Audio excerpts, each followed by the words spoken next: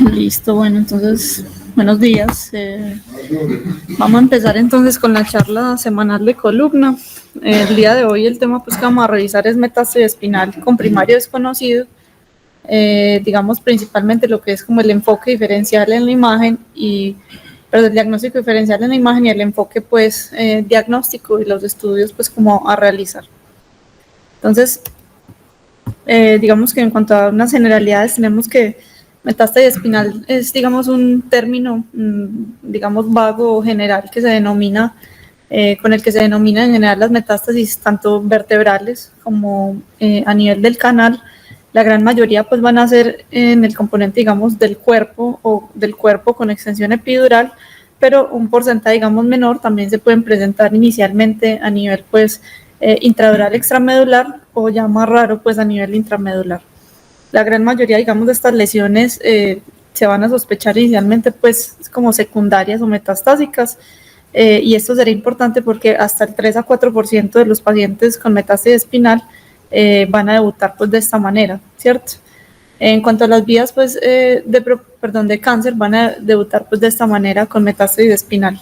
Y esto pues es fundamental, lo importante, porque hasta el 3 a 4% de ellos pues que presentan ese metástasis de origen desconocido van a tener demoras en el diagnóstico de aproximadamente 4 meses, lo que va a tener pues un impacto directo en el pronóstico y en el abordaje, pues dado pues que va a haber una demora en el inicio como tal del tratamiento dirigido. Las vías de propagación usual pues de la metástasis son estas pues que mencionamos.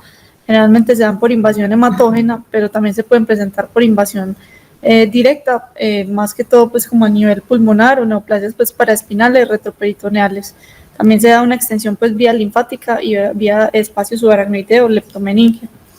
Como decíamos, entonces la gran mayoría, más o menos el 94%, van a estar ubicadas de forma extradural, sea en el cuerpo o sea en el cuerpo con extensión epidural o epidural netamente. Solo el 6% de ellas van a tener una presentación intradural, siendo 5% leptomeningias y 1% intramedulares. La gran mayoría, más o menos el 70%, van a estar ubicadas a nivel torácico y un 50% pueden ser múltiples.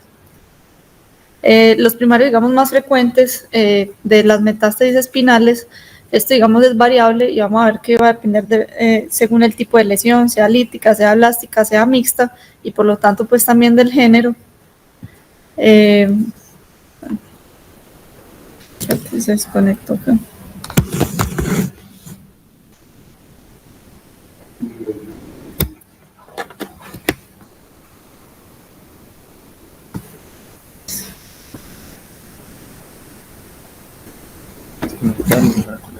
La hice. Mira. Lo máximo que pasa. Segundito que se cayó la presentación.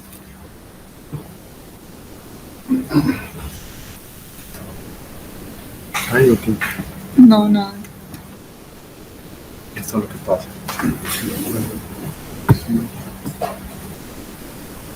Listo.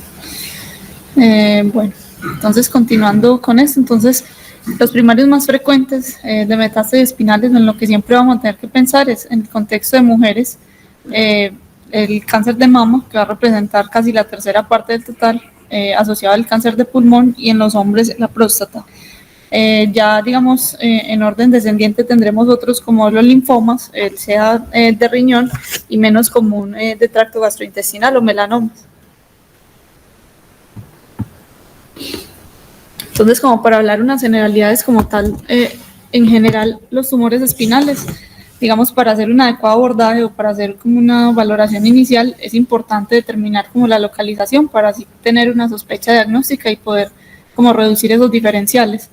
En general, los tumores espinales representan más o menos el 15% de los tumores a nivel del sistema nervioso central, y la mayoría de ellos, al menos en adultos, el 60% van a ser extradurales, un 40% van a ser intradurales, pero más o menos un 10% va a comprometer tanto intra como extra.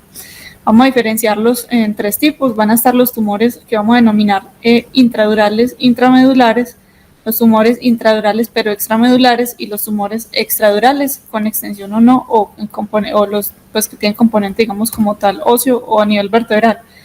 Esta diapositiva es solo para mostrar cómo, dependiendo de la ubicación, uno puede tener cierta sospecha y va a haber una mayor presentación de determinados tipos de tumores, así como dependiendo de la edad. Entonces, a nivel intradural, intramedular, que van a representar más o menos el 5 a 10% de los tumores en adultos, lo más común, o el 90%, va a estar dado. 60% por ependimomas y el 30% por astrocitomas. A nivel intradural extramedular, que son más o menos el 30%, la gran mayoría de ellos, el 60% va a estar explicado por tumores de la vaina nerviosa, sea schwannomas, neurofibromas y meningiomas. Pero cualquiera que sea de estas ubicaciones, cualquiera que sea la ubicación, siempre podrá igualmente en el diagnóstico diferencial estar pues como una lesión metastásica. Sin embargo, y teniendo en cuenta pues como esto, lo más común siempre será, o la ubicación más común será para las lesiones metastásicas a nivel pues extradural, ¿cierto? Entonces, más o menos el 40% de los pacientes con cáncer va a presentar una metástasis ósea. Sin embargo, de ella, más o menos el 5% será a nivel extramedular intradural y el 10% espinal. Esto es importante porque esto se va a correlacionar pues, con un cierto porcentaje, digamos, considerable de los pacientes con cáncer que va a debutar justamente con esta metástasis ósea y de ellos el 10% con clínica de compresión pues, medular. Entonces, digamos, las cifras o los porcentajes de metástasis más frecuentes son variables, pero en general pues se mantienen como los mismos. Esto como para mencionarles que en los niños serán más frecuentes otros como la leucemia, el rhabdomyosarcoma y el neuroblastoma, y que aunque no lo mencioné anteriormente, hay un subgrupo de tumores que generan una metástasis, digamos, en gotera, ¿cierto? Desde el cerebro en la fosa posterior hacia la médula espinal, por lo que será importante pues en ellos descartar, digamos, como extensión y imágenes de todo el neuroeje. Esto será explicado hasta en la mitad de los casos por meduloblastomas, en menor porcentaje por gliomas de alto grado y ependimomas. Entonces, ¿cuáles son los patrones, digamos, que suelen presentar? Las metástasis se pueden presentar de tres maneras, o hay tres patrones, digamos, como clásicos. Típicamente, al menos a nivel espinal y no en la vértebra, se van a presentar en el T1 como isointensas y en el T2 como iso o hiperintensas. Van a dar tres patrones clásicos. Uno de ellos es el que denominamos una captación difusa, ¿cierto? Entonces hay como un realce de todo el cordón y de las raíces, como vemos en este T2 de la izquierda, que denominamos como patrón en algodón.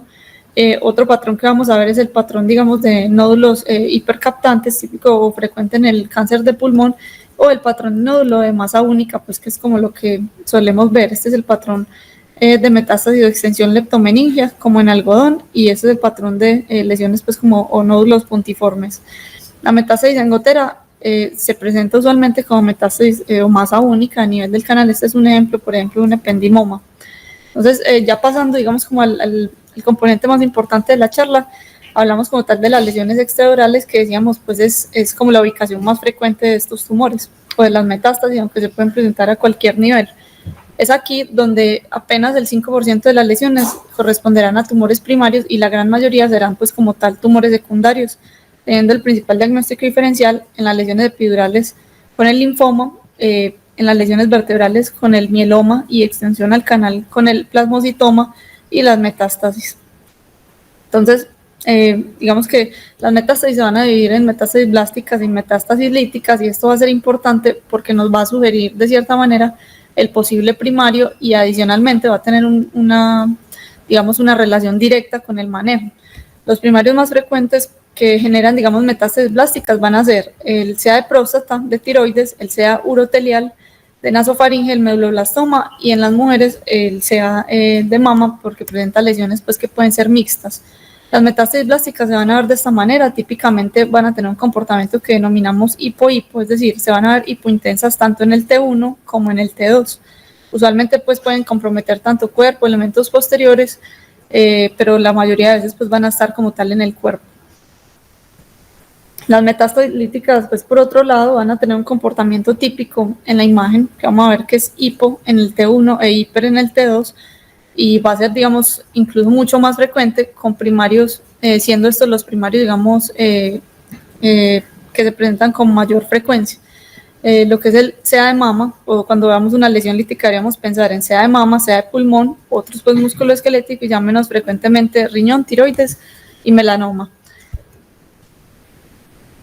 Entonces, este es como el comportamiento usual o este es como la imagen que deberíamos tener, digamos, en la cabeza al momento de valorar a estos pacientes y tener una imagen lítica, blástica o mixtas y en lo que se debería sospechar, pues, si no hay un primario aparente o si apenas se va a comenzar, pues, como tal, la búsqueda con interpretando entonces la imagen de esta manera, lesiones que sean hipo serán blásticas y lesiones que sean hiper serán líticas, ya algunas hemorrágicas, pues, pero esto será, pues, como tal en cerebro. Entonces, en el diagnóstico diferencial de las lesiones extradurales benignas, tenemos pues como una lista de varias lesiones, pero las más frecuentes serán el llamado islote óseo o enostosis, el osteoma osteoide, el osteoblastoma, el quiste óseo aneurismático, el hemangioma y el tumor de células gigantes. En general, lo que vamos a ver es que la mayoría de ellos se van a ubicar en cuerpo vertebral o algunos, como el osteoma osteoide y el osteoblastoma, pueden estar a nivel de elementos posteriores, pero la gran mayoría de ellos se van a presentar en hombres también, menos frecuentemente en mujeres, casi siempre serán en pacientes más jóvenes, alrededor de los 20 años, excepto el tumor de células gigantes, que es de un poco mayores, y los hemangiomas, y casi siempre estarán, pues como les dije, en el cuerpo. Típicamente tendrán unas imágenes o unos hallazgos que son, digamos, un borde esclerótico con una mínima reacción perióstica y tendrán unos tamaños pues como menos considerables, exceptuando el tumor de células gigantes y el quiste óseo aneurismático. Pues para puntualizar un poquito en algunas de las más importantes, tenemos el denominado islote óseo enostosis. Estas son áreas pues como de esclerosis ósea focal, tiene una frecuencia de más o menos 14% en la población y suelen presentarse semejante a las metástasis más frecuentemente a nivel dorsal, algunas a nivel lumbar alto. Usualmente pues son lesiones que se ven de esta manera, son lesiones hiperdensas, digamos, digamos osteoblásticas o así las describen, muy bien delimitadas, pero que se trata pues como de hueso normal. Hay una clara diferenciación entre la transición al hueso normal, no suele haber pues como marcada reacción perióstica, no suelen realzar al medio de contraste. En la resonancia se van a ver hipo en todas las secuencias y no suele haber pues como la reacción perióstica que les mencionaba ni captación de medio de contraste, siendo rodeados pues por médula ósea y hueso normal. El osteoma osteoide, que es otro diagnóstico diferencial, se presenta más que todo en pacientes jóvenes de 5 a 25 años, también con una discreta predisposición en hombres. Usualmente tiene tamaños menores a 2 centímetros y es típico que presente esta clínica o describen como dolores nocturnos, principalmente en pacientes jóvenes, que mejora con AINES. Al contrario del anterior, se suele ubicar más que todo en elementos posteriores y tiene un predominio a nivel lumbar. Usualmente en la imagen se va a ver de esta manera. Es una lesión pues que se puede ver hiperdensa en la tomografía, ¿cierto? O como más calcificada, típicamente va a ser redondeada o ovalada, que es lo que vamos a llamar o lo que describen como un nido. También tiene tamaños pues como más reducidos, menores a 2 centímetros, y alrededor de ese nido va a tener unos bordes que son escleróticos con una reacción perióstica mínima. En la resonancia se ve también hipointensa en el T1, iso o hiper en el T2 y la captación al medio de contraste es más bien discreta. Otro diagnóstico diferencial es el osteoblastoma. Este es más frecuente también ya en pacientes un poco mayores. Puede tener un comportamiento que, aunque es benigno, puede ser localmente un poco más agresivo y se va a presentar más que todo en elementos posteriores. Ya suele tener un tamaño un poco mayor. Lo usual es que se presenta a nivel del arco posterior, en los elementos pues posteriores, y va a tener una apariencia pues que es más heterogénea, con un componente esclerótico y fibrovascular, o así pues se denomina, siendo usual que genere, digamos, compresión o síntomas radiculares por el crecimiento. Otro diagnóstico diferencial, digamos, no tan frecuente, es el quiste óseo aneurismático. Pues, si bien es un tumor benigno también, digamos, es localmente agresivo y por su crecimiento y expansión puede generar pues como dolor y déficit. Usualmente pues se ve en la tomografía, como vemos en esta imagen, se ve como una vértebra que está, digamos, apolillada o destruida, y normalmente en la tomografía, en la resonancia, podemos encontrar imagen semejante a esta, que es bastante heterogénea, con unos niveles de líquido y productos hemorrágicos, siendo pues como muy heterogénea en el T2 con una captación variable.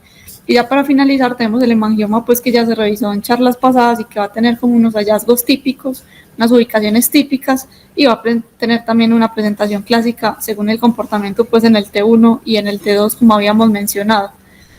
Por último tenemos el tumor de células gigantes. Lo menciono pues porque Si bien la localización usual de estos es en huesos largos y en sacro, también se puede presentar menos frecuentemente a nivel de la columna, como lesiones pues típicamente líticas, expansivas, que pueden generar pues como déficit y dolor.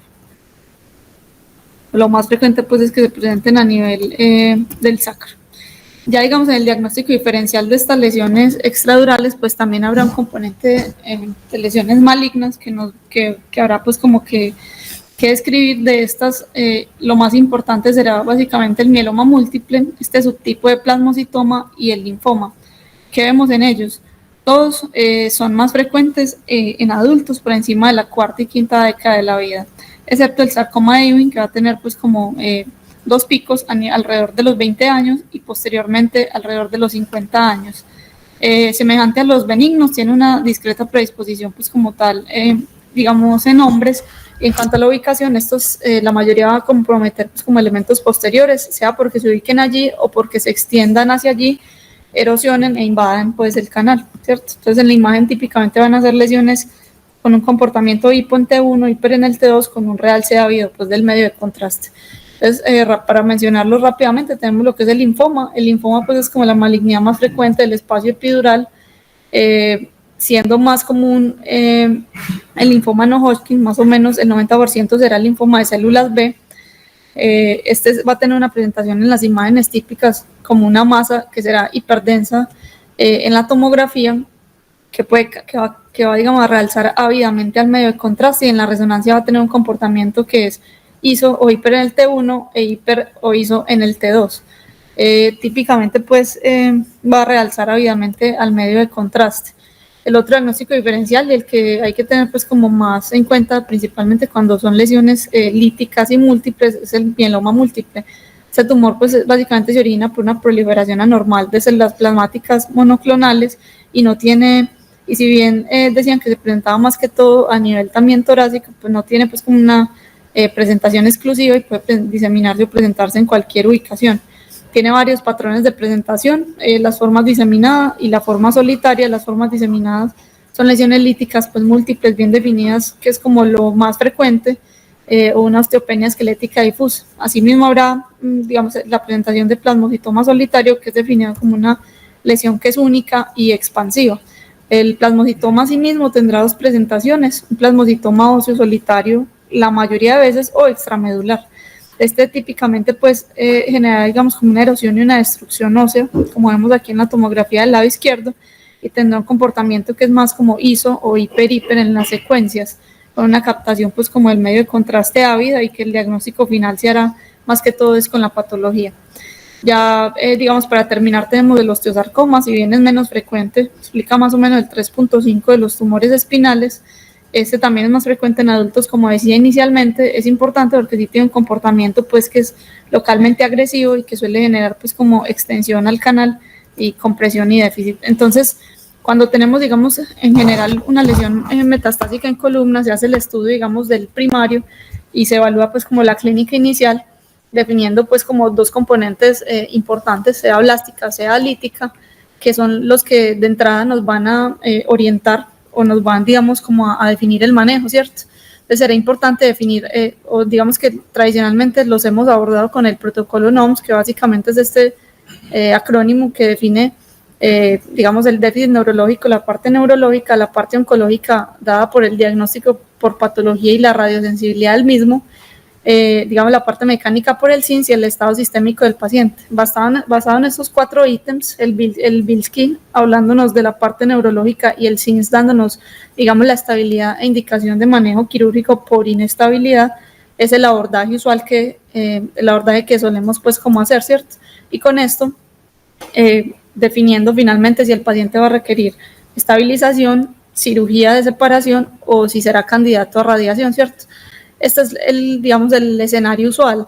Sin embargo, en estos pacientes, digamos que este abordaje puede verse como limitado o afectado, dado que no tenemos pues como un correcto diagnóstico histológico, y que más o menos la demora en promedio en el 75% de los pacientes decían podía ser hasta 4 meses, teniendo pues como una repercusión directa en el pronóstico de los mismos, y dándonos pues en general, que era lo justamente relacionado pues como con los artículos que revisé, un pobre pronóstico neurológico. Entonces, en los pacientes en los que tenemos una metástasis sin un primario conocido y se hace el abordaje desde el inicio, deberíamos tener en cuenta, para empezar, como unos factores clínicos e imaginológicos importantes, que son los que, basados pues como en todo lo que mencioné previamente, nos darán como la pauta o nos guiarán como el algoritmo de estudio, ¿cierto? Entonces, dependiendo de la edad del paciente, del género, del tipo de lesión, si es lítica, blástica o mixta, de la ubicación de la misma y de la extensión o no a ciertos componentes, podríamos sospechar o no un primario, podríamos así hacer el abordaje inicial de estos pacientes, ¿cierto? Asimismo, en el interrogatorio, como vamos a ver, pues hay digamos, hallazgos o síntomas específicos que nos pueden sugerir el origen y nos pueden, digamos, más o menos orientar hacia qué estudio realizar. Entonces, era fundamental lo que les decía, definir si son lesiones líticas, blásticas o mixtas. En general, el abordaje que se hace es comenzar pues como tal con la TAC de tórax y abdomen, pero ya les voy a mostrar pues como los algoritmos que encontré y según el tipo de lesión pues se profundizaría en la búsqueda. Ya cuando definitivamente no se encuentra un primario conocido o cuando la indicación, digamos, de cirugía está dada claramente por compresión medular o por inestabilidad, pues el paciente será llevado a cirugía y será esta la única indicación como tal de tomar muestras de biopsia abierta. Entonces, en esta revisión, este es un artículo publicado, un análisis retrospectivo de 286 casos valorados entre el 2002 y 2014. Ese artículo fue publicado en el 2015.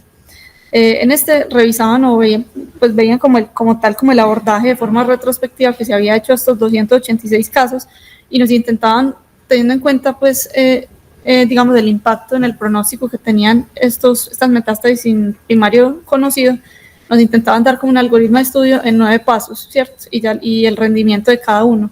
En general ellos los distribuían entre exámenes o valoraciones comunes y exámenes ya más avanzados dependiendo de la sospecha. Se debía empezar entonces con la historia clínica del examen físico. Ellos sugerían para empezar unos rayos X pues, de tórax y unos marcadores como tal tumorales, esto porque era un estudio realizado pues en Tokio, Japón, y allá hay una elevada incidencia pues como tal de cáncer gastrointestinal, y un estudio, digamos, tomográfico o de cuerpo entero o completo, mínimo de tórax y abdomen y dirigido como tal a la sospecha. Cuando con estos estudios iniciales no se lograba, pues en los marcadores estaban incluidos el carcinoma embrionario, el CA19-9, el alfa-fetoproteína, interleuquina 2 y el antígeno prostático. Asimismo, y dependiendo de la sospecha y el tipo de lesión, la electroforesis de proteína. Eso eran como los pasos, pero esto pues no es una camisa de fuerza, sino que son, digamos, como ítems que se evaluaban de forma simultánea y según la sospecha, de forma, digamos, progresiva. Ya cuando con esto no se lograba hacer un diagnóstico, usualmente ellos referían que se hacía pues como tal una biopsia o sopesando, digamos, la clínica del paciente y evaluando si había algún síntoma específico o si era hombre o mujer o antecedentes, se podía considerar hacer la ecotiroides, mamografía pues, posteriormente, o estudios como tal de cáncer gastrointestinal.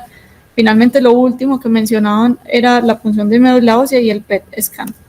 Entonces, a medida que se hacía o que se avanzaba en estos estudios, el rendimiento, digamos, como tal diagnóstico y la precisión diagnóstica podía ser mayor, siendo pues como aproximadamente del 5.9% cuando no se había encontrado inicialmente, digamos, el primario y no era sugerido por la clínica solo con la historia clínica. A medida que se avanzaban estos estudios, como vemos acá, se podía aumentar, digamos, el porcentaje, digamos, o la precisión diagnóstica, siendo hasta el 87% cuando se llegaba hasta exámenes, digamos, avanzados. Esta otra revisión es una revisión sistemática publicada en septiembre de 2024. Fue realizada pues en Indonesia y incluyó 10 estudios desde 1985 hasta el 2022. Estos igualmente evaluaban lo mismo, como qué algoritmo tener en mente o qué pasos tener y cuál era el rendimiento diagnóstico de cada uno de estos ítems para evaluar, digamos, el orden cronológico en el que se debían realizar.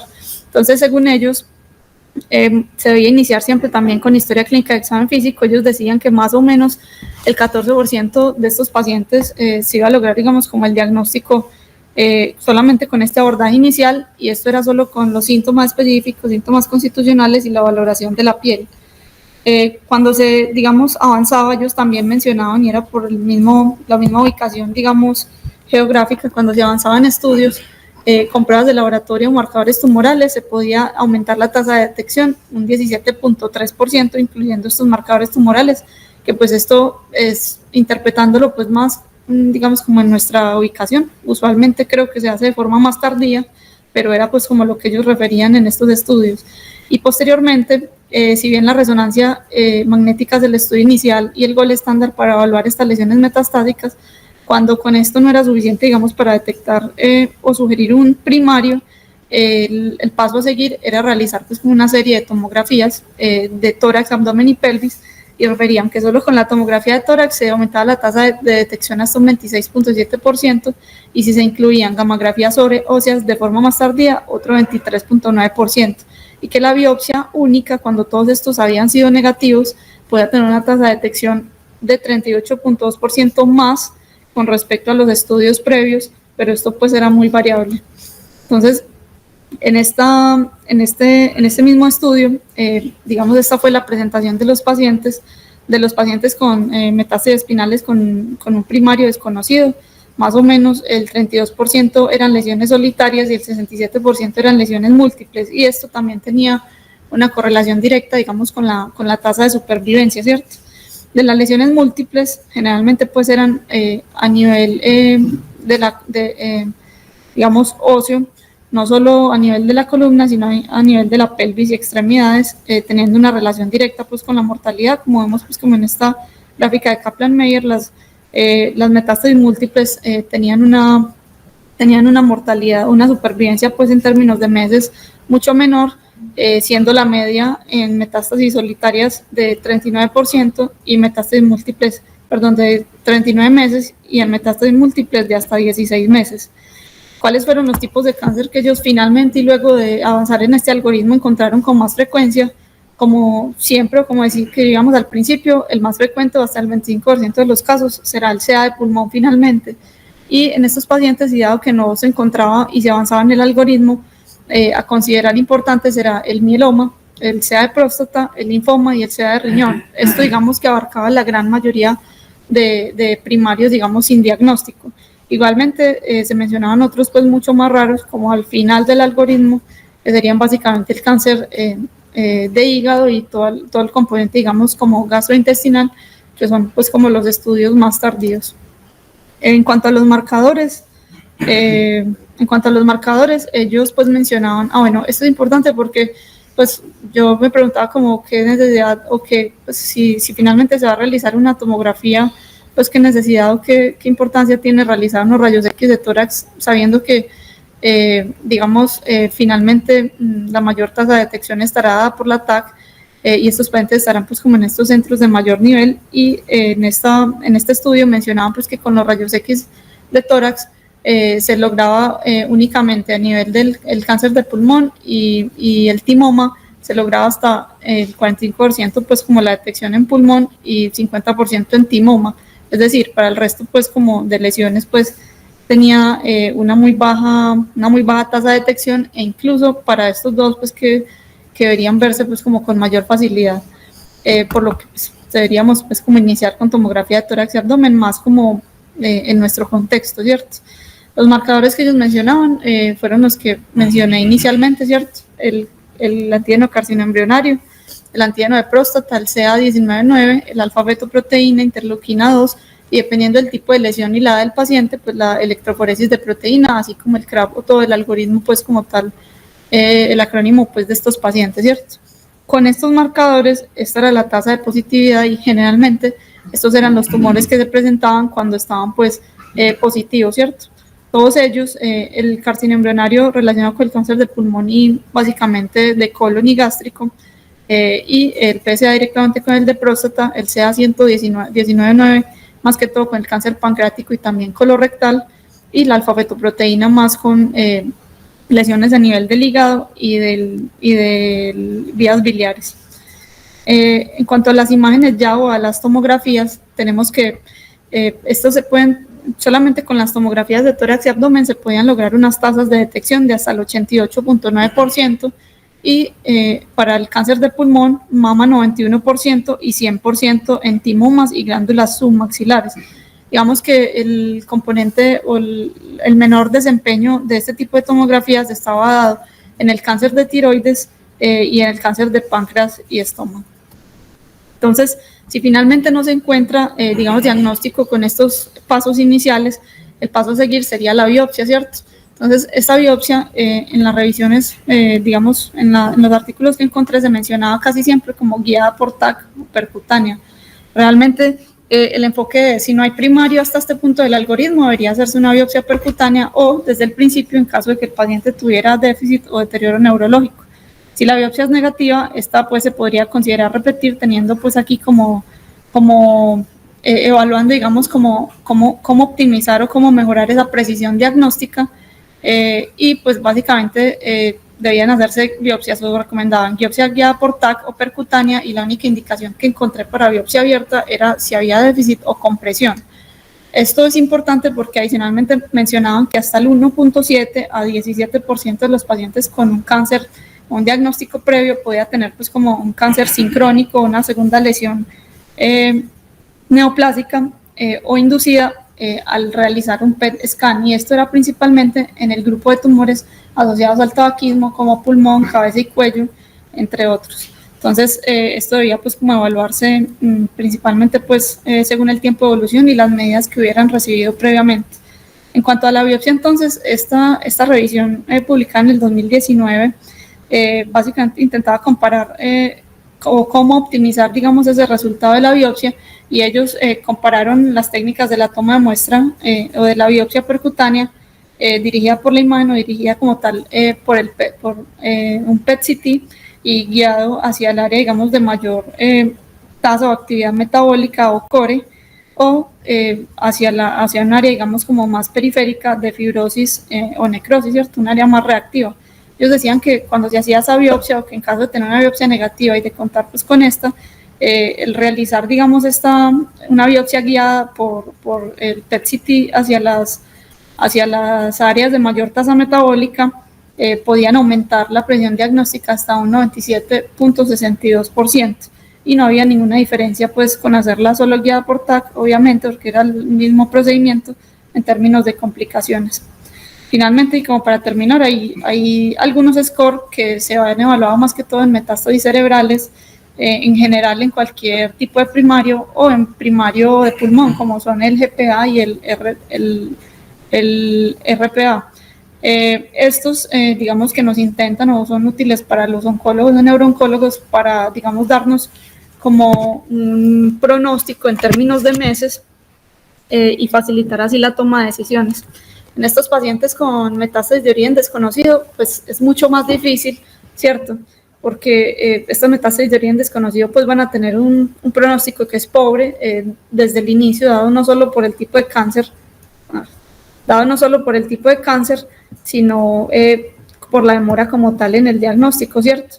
Entonces, digamos que este estudio intentó pues, digamos, como precisar algunos ítems, o intentó dar pues como un score pues como muy inicial.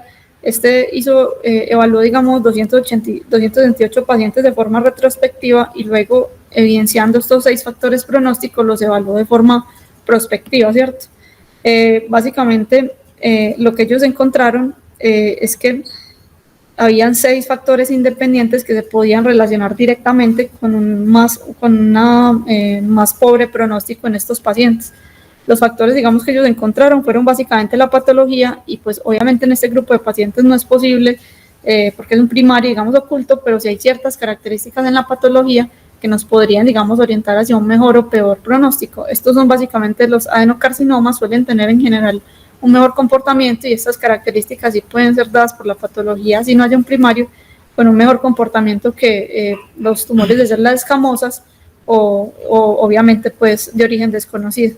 Asimismo, cuando había metástasis viscerales o en otra ubicación, cuando había una considerable pérdida de peso, un síndrome constitucional, cuando en el Frankel, pues en la clasificación, digamos, por el déficit neurológico, era un déficit completo o incompleto A o B, tenía un peor comportamiento que en el C y en el E, del C al E, y cuando había pues como elevación de marcadores tumorales, esto más como en términos como de seguimiento, dado que no íbamos a hacer un diagnóstico dirigido porque no teníamos pues como el diagnóstico como tal del primario. Asimismo, pues niveles de hemoglobina bajos desde el ingreso. Si bien es un normograma, a mí me pareció pues como un poco engorroso, difícil de interpretar, pero básicamente cada ítem nos iba a dar un puntaje, ¿cierto? Dependiendo del ítem que estuviera presente, íbamos a sumar un puntaje. Y finalmente, el total de estos puntos se iba a graficar de esta manera, obteniendo, digamos, como un porcentaje aproximado de mortalidad a los 6 meses, 12 meses y 2 años. Lo que ellos escribían o concluían es que score por encima de 33 generalmente tenían una supervivencia menor al 30% a los 6 meses y menor al 5% a los 12 meses, lo que era importante pues para la toma de decisiones y definir qué paciente puede ser llevado a cirugía o no, así como candidatos a radioterapia o no. Entonces ya para terminar, pues como las conclusiones como tal es que las lesiones metastásicas básicamente pueden tener cualquier presentación y cualquier ubicación, siempre pues digamos con una sospecha alta. Claramente habrán unos factores clínicos e inmunológicos que podrán orientar los estudios y el algoritmo a seguir. Será muy importante siempre hacer el abordaje dados pues como por el NOMS, y esto pues independiente de que no tengamos un primario será importante para definir conductas quirúrgicas y que en general no tener un diagnóstico inicial y no tener un primario desconocido condicionará un pronóstico más pobre en estos pacientes. Bueno, gracias, eso era pues como lo que venía.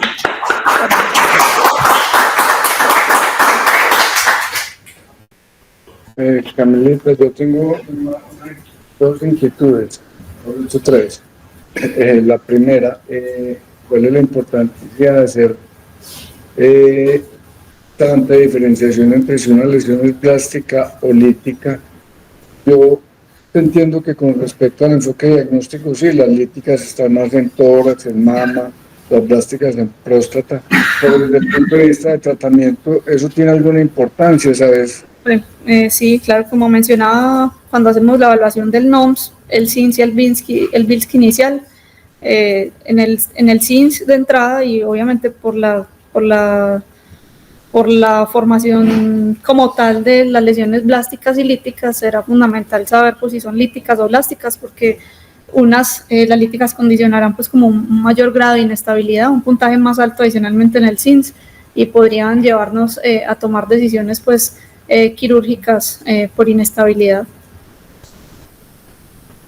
Ok, la segunda pregunta que tengo es, muchas veces dependemos del cirujano general, del cirujano de tórax, porque cuando estamos haciendo el estudio encontramos que hay una lesión pulmonar o una lesión en el hígado y entonces esperamos a que el cirujano de tórax programe la biopsia cuando nosotros la tenemos de fácil acceso con una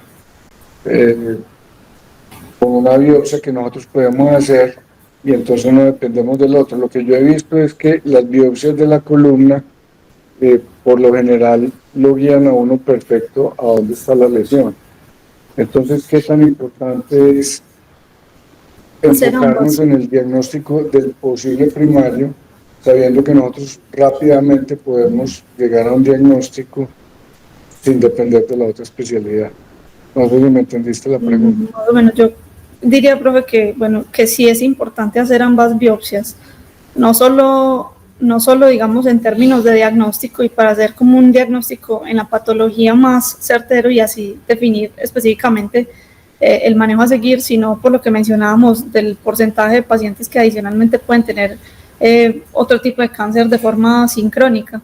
En ese sentido, pues yo consideraría que así haya, por ejemplo, lo usual, un paciente con lesiones metastásicas a columnas y tiene una masa en pulmón, por lo general pues se biopsia el pulmón y se biopsia columna, pues podría ser que tenga una masa en pulmón, pero su metástasis en columna sea o no de este primario. Entonces yo pienso que sí hay como cabida ambas biopsias en estos pacientes. Bueno, porque ahí lo que hacemos por lo general es una biopsia, esperamos la biopsia, en este caso del pulmón. Y la otra cosa bueno, la biopsia del pulmón es más por lo de porque ahí, pues, ahí sería, ahí sería pues como un poquito una contradicción, pero es por lo del comportamiento y la radiosensibilidad de ciertas lesiones o ciertos tipos, digamos, de histología en sea de pulmón que podría tener un comportamiento, una mejor respuesta a otras terapias sistémicas también. Bueno, y finalmente, a mí me gustaría que habláramos de que es un buen pronóstico.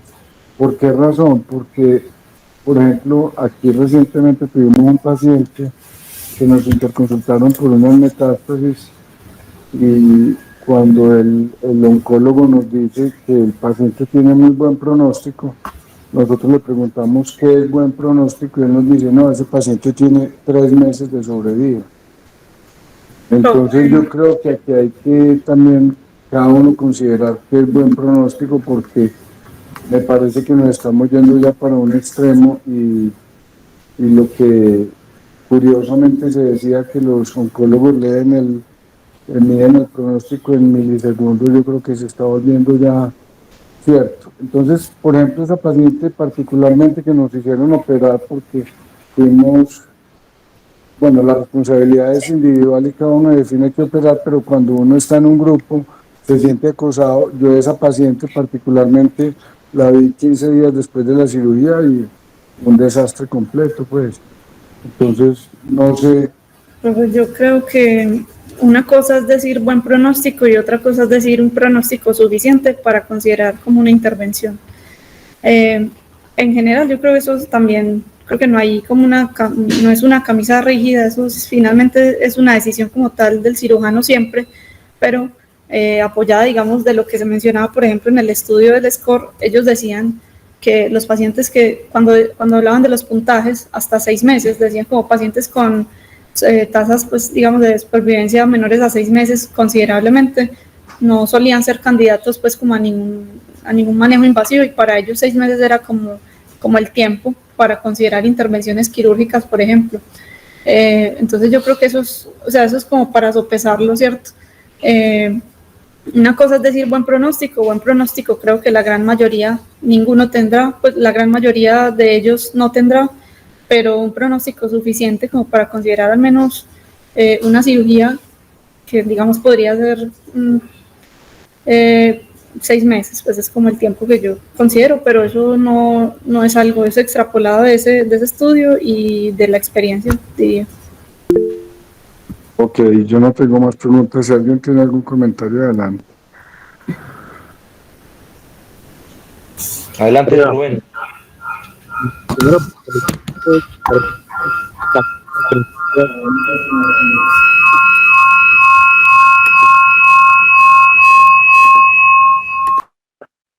Pero ya después me quedó muy buena. Con respecto a las dos biopsias, me parece que es objetividad. Si usted tiene un primario en otro sitio y sospecha que el primario está ubicado en otra localización, para la celularidad es preferible ubicar el primario en otra localización para poder identificar más fácilmente. Para los patólogos se le hace mucho más fácil identificar la célula primaria en el órgano de origen. Lo otro es que no podemos hacer biopsia en el órgano de origen y también cuando las características de la metástasis son muy parecidas a lo que esperaríamos para ese metástasis. Es decir, si tiene un CA de próstata y tiene metástasis que aparentan ser un CA de próstata por resonancia en la columna, no le voy a hacer una biopsia a la próstata y le voy a hacer una biopsia a la metástasis. Entonces, a las lesiones en columna. Siempre hay que priorizar el órgano primario. Si yo, por ejemplo, tengo un CA de próstata y tengo una lesión epidural, es muy raro que esto pueda ocurrir, entonces uno ya empieza a pensar en otras cosas. Es como una desapreciación. Lo otro es que el nomograma me parece muy útil. Hay otras escalas, pues muchas, por ejemplo el NEMS que nos habla, después de que usted haya definido que el paciente es inestable, cuál es la probabilidad de morir secundario a una intervención. Que eso es muy importante porque la gran mayoría de los pacientes con metástasis tienen una pobre reserva funcional y una pobre reserva metabólica que en algún momento nos podría complicar la situación. Pues no le voy a hacer una cirugía súper grande a un paciente que tiene una probabilidad de morir en la cirugía o en los primeros 14 días de la cirugía de un 80%. ¿Sí me hago entender? Qué pena. Esas eran como las apreciaciones. Gracias, Rubencho. Claro que te voy a entender perfectamente.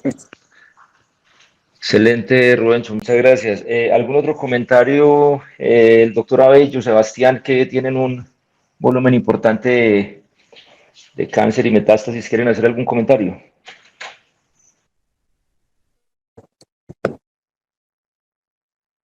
Hola a todos, ¿cómo están?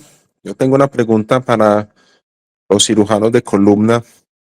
Quiero que ahí está Salo, el profe Gustavo, Julián, Rubén, el profe Nacho.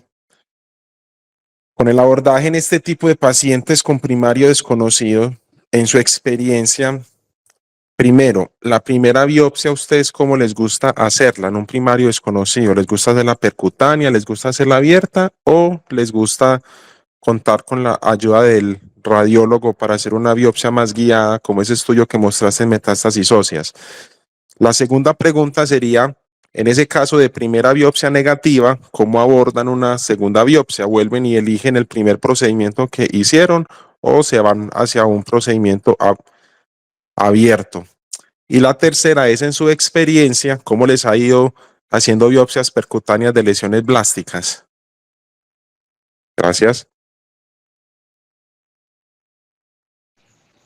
Gustavo, adelante. Nacho, ¿me escuchas ahí? Sí, muy bien.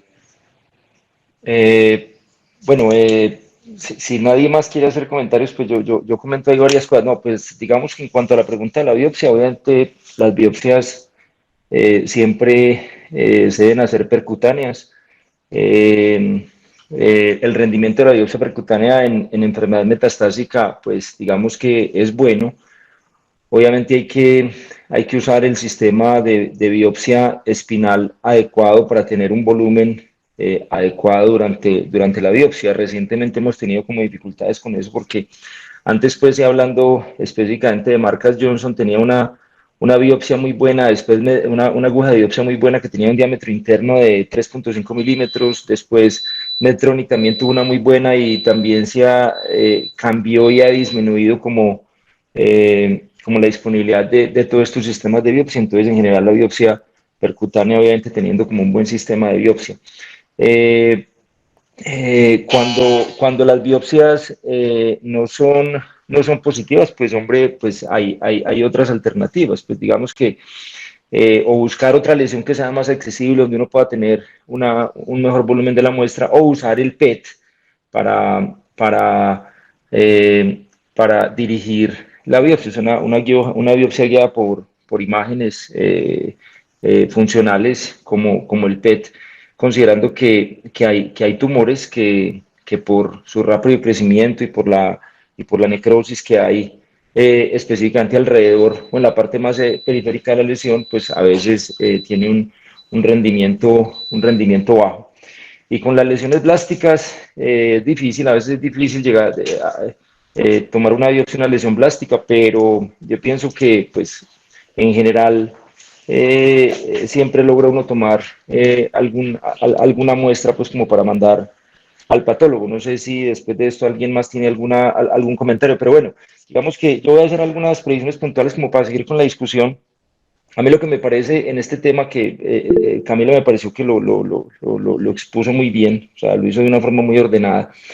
Lo primero es que el neurocirujano es el que debe dirigir el estudio. Esto es un problema que cada vez más frecuente lo vamos a encontrar porque las metástasis espinales van a ser un problema en el futuro muy frecuente para los cirujanos de columna y para los neurocirujanos.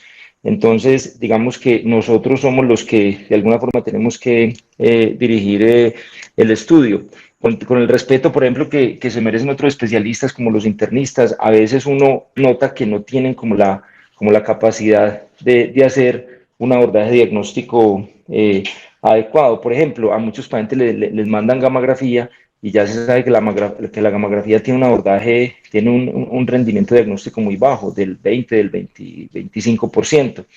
Y si uno hace un abordaje organizado como lo planteó Camila, con el examen clínico y los exámenes de laboratorio, cuando uno llega a la tomografía ya tiene prácticamente el 70% del diagnóstico. Entonces, digamos que si uno lo hace de forma organizada, muy probablemente va a tener una buena tasa de éxito en cuanto al diagnóstico. Hay dos tumores que realmente pues, son los más importantes en buscar, que es el cáncer de pulmón y el mieloma, especialmente en pacientes viejos, El mieloma ha aumentado muchísimo, su frecuencia en los últimos años, pues dicen que en Estados Unidos ha aumentado como un 70% la frecuencia de mieloma en la población de más de 60 años. Entonces es un diagnóstico el cual cada vez vamos a ver con más frecuencia. Y en cuanto a veces, por ejemplo, hay médicos que mandan de entrada un PET, pues realmente un PET tiene un rendimiento diagnóstico en primarios desconocidos muy bajo, se sabe que no aporta, después de que usted hace todo el abordaje diagnóstico, un PET únicamente puede aportar entre un 5 o un 10% de hallazgos nuevos, si se compara pues como con todo el abordaje diagnóstico que uno puede hacer inicialmente. Esas son como las predicciones que yo tengo pues como de la conferencia. No sé si alguien más quiere comentar algo más. De eso está. No veo más. Ah, Salomón, hola. ¿Qué más, Salomón? Hola, Nacho, ¿cómo estás? Tao, Felipe, les di a todos. Bueno, no, simplemente una precisión. Yo diría que hay dos escenarios, ¿cierto?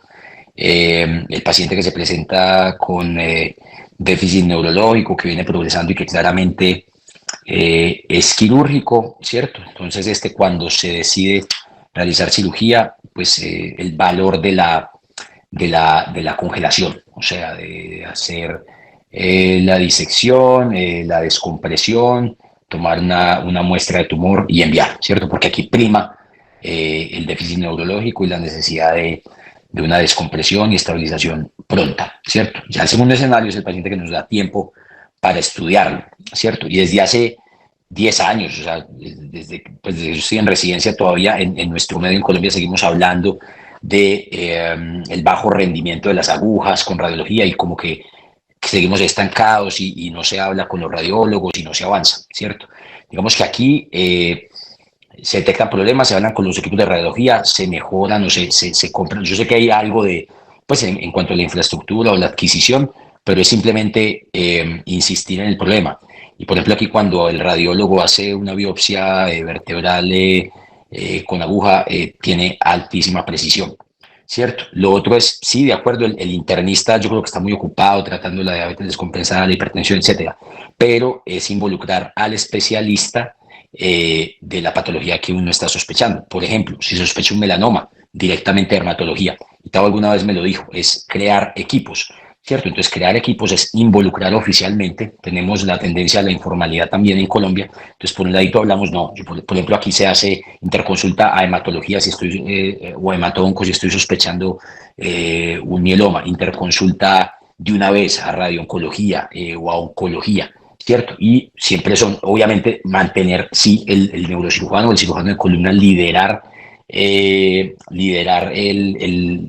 algoritmo, ¿cierto? Pero siempre estar comunicándose con cada uno, que es mucho mejor tener varios opinando en una enfermedad tan grave como es un cáncer metastásico.